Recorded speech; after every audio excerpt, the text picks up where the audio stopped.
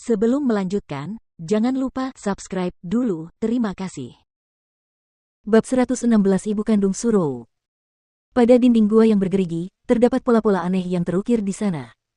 Pola-pola itu tampak seperti simbol, tetapi sebenarnya tidak. Pola-pola itu memberi orang perasaan yang tak terlukiskan dan membuat hati seseorang sangat tidak nyaman. Tidak jauh dari Chu Feng, bahkan ada tumpukan tulang. Meskipun tidak seperti lautan tulang di makam 1000 tulang, jumlah di depan matanya masih mengejutkan.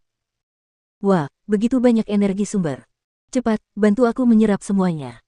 Egi sangat gembira seolah-olah dia menemukan harta karun. Tunggu, ada hantu yang mengawasi kita.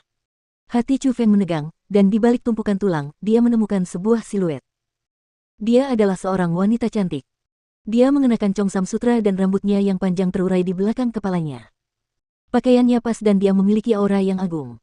Dia saat ini sedang menatap Chu Feng dengan waspada dan suara tangisan terus keluar dari mulutnya. Itulah yang disebut hantu. Tepatnya, itu adalah kesadaran yang terbentuk setelah kematian, dan karena tubuhnya hampir transparan namun sedikit berkelap-kelip karena cahaya, itu sama sekali bukan tubuh fisik. Namun, setelah mengamati lebih teliti, Chu Feng terkejut. Ia merasakan perasaan yang familiar dari wajah wanita itu. Dia benar-benar mirip dengan Surou dan Sumei. Kau. Setelah memikirkan kemungkinan yang menakutkan, Chu Feng segera mengajukan pertanyaan. Asteris namun, saat Chu Feng berbicara, kesadaran itu menunjukkan rasa takut. Dia memutar tubuhnya dan terbang menjauh. Kecepatannya sangat cepat dan dengan sekejap, dia menghilang. Kesadaran itu tidak memiliki kecerdasan, hanya naluri. Ia tidak akan menjawab pertanyaan apapun yang Anda ajukan karena ia bahkan tidak memiliki ingatan. Lagi pula, dia seharusnya sudah meninggal sejak lama. Kesadarannya akan segera menghilang dan kekuatannya saat ini sangat lemah. Dia tidak akan bisa menyakitimu jadi tidak perlu repot-repot. Sekarang, cepat bantu aku menyerap energi sumber ini. Ada begitu banyak sisa-sisa kultivator yang lengkap dan mereka memiliki energi sumber yang sangat kuat. Mereka pasti dapat meningkatkan kultivasiku secara signifikan dan mungkin aku bahkan dapat memasuki puncak alam roh. Egi berkata sebagai pengingat. Kultivasinya dengan mengonsumsi energi sumber sangat mengerikan karena setelah membiarkan Chu Feng mengonsumsi energi sumber dari 200 binatang tanduk hantu dewasa untuknya, gadis yang sama sekali tidak memiliki kultivasi sebelumnya itu sudah memiliki kekuatan yang tidak kalah dengan Chu Feng. Saat ini, dia sudah mencapai alam roh tingkat 8. Jika dia melahap energi sumber dari tulang-tulang itu, dia memang bisa menembus ke puncak alam roh. Baiklah. Chu Feng mengangguk dan tidak membuang kata-kata. Dia mulai menyerap energi sumber dari sisa-sisa itu sementara kekuatan penyerapan tak berbentuk menyebar. Di dalam tulang-tulang yang seperti gunung itu, gas tak terlihat muncul. Itulah energi sumber. Tak terlihat oleh mata telanjang, dan hanya bisa dideteksi oleh kekuatan roh. Lapisan demi lapisan, energi sumber mengalir deras ke dalam tubuh Chu Feng dan semuanya diserap oleh Egi. Di dalam dunia roh, gadis itu duduk bersila seolah-olah sedang berkultivasi. Dia sedang memurnikan energi sumber dan kultivasinya juga mulai meningkat secara tiba-tiba dalam jumlah besar. Cepat pergi dan temukan sisa-sisa kesadaran itu. Mereka yang mampu membentuk kesadaran setelah kematian setidaknya akan memiliki kultivasi alam mendalam saat mereka masih hidup. Jika aku dapat memurnikan energi sumbernya, aku pasti dapat memasuki alam asal. Setelah menyerap semua tulang di sana, Egi benar-benar memasuki alam roh tingkat 9. Dia jelas lebih bersemangat karena dia merasa bisa mendapatkan banyak manfaat di makam kuno. Gadis ini sungguh aneh.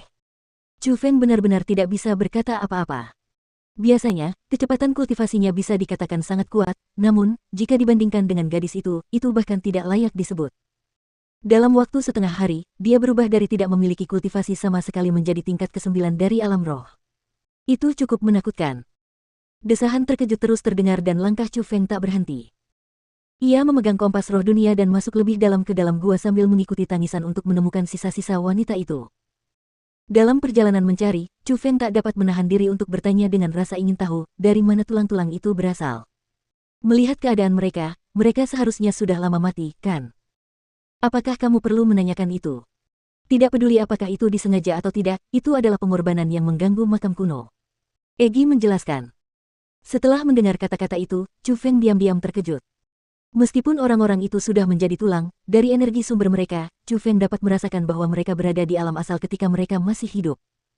Begitu banyak orang dari alam asal meninggal begitu saja dan setidaknya, itu berarti makam kuno itu berbahaya.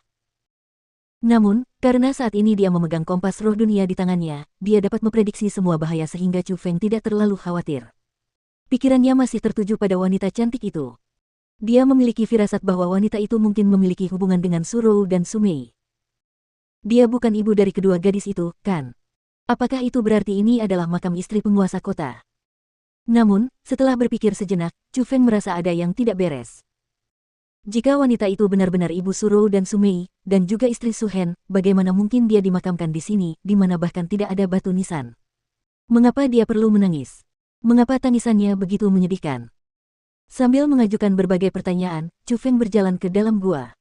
Di bawah bimbingan kompas roh dunia, akhirnya, dia mendengar suara tangisan yang mengerikan itu lagi. Ketika Chu Feng mendekat, dia terkejut menemukan bahwa benar-benar ada sisa-sisa di samping wanita itu. Mayat itu sudah membusuk menjadi tulang-tulang, tetapi pakaian di tubuhnya masih ada. Meskipun agak compang camping, dia masih bisa melihat bahwa wanita itu mengenakan congsam yang terbuat dari sutra. Jelas sekali, itu adalah mayat wanita cantik itu. Ini hebat. Ini benar-benar sisa-sisa orang dari alam mendalam. Meskipun ini hanya tingkat 1, itu tidak terlalu buruk. Selama itu disempurnakan, aku pasti bisa menembus ke alam asal. Di dalam otaknya, suara gembira Egi terdengar. Itu tidak akan berhasil. Aku tidak bisa membiarkanmu memurnikan energi sumber milik wanita ini. Chu Feng menghentikannya dan berkata. Meskipun dia tidak bisa memastikannya, dia merasa bahwa wanita cantik itu kemungkinan besar adalah ibu kandung Surou dan Sumei.